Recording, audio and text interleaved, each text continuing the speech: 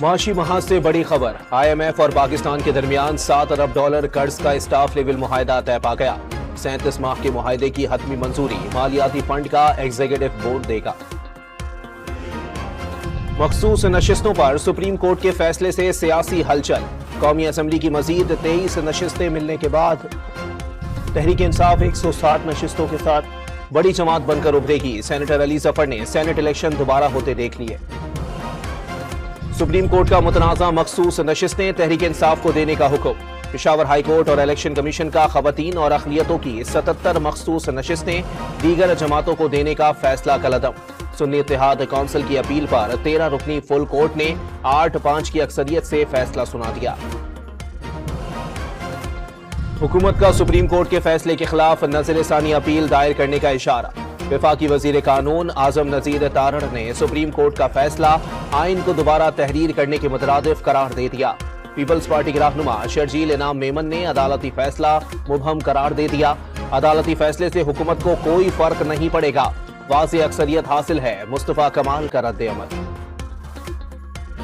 Election commission نے کبھی نہیں کہا PTI سیاسی پارٹی نہیں، کسی فیصلے کی غلط تشریح نہیں کی، انٹرا پارٹی الیکشن کو درست قرار نہیں دیا اور اسی کے تحت بلے کا نشان واپس لیا گیا، ذرائع الیکشن کمیشن کا دعویٰ۔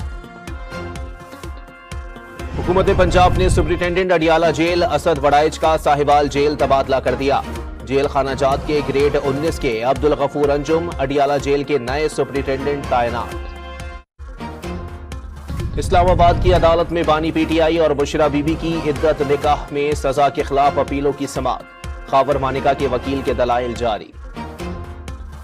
CTD کی کراچی میں بڑی کارروائی، کالعدم TTP سوات اور TTP کراچی کا ذمہ دار دہشت گرد ہدایت اللہ عرف مولانا عبدالحکیم گرفتار۔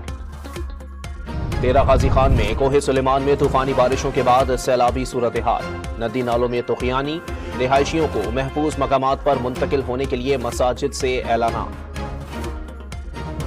اسرائیلی فوج کی دہشت گردی کم نہ ہو سکی، مزید 32 فلسطینی شہید، برطانوی تنظیم کے 4 کارکن بھی جان گنوا بیٹھے۔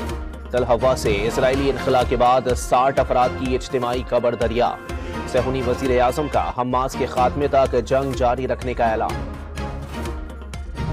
اور برطانیہ کی جیلوں میں گنجائش ختم ہو گئی، حکومت نے 40% سزا کاٹنے والے قیدیوں کی جلد رہائی کا فیصلہ کر لیا، ستمبر سے قبل از وقت رہائی شروع ہوگی۔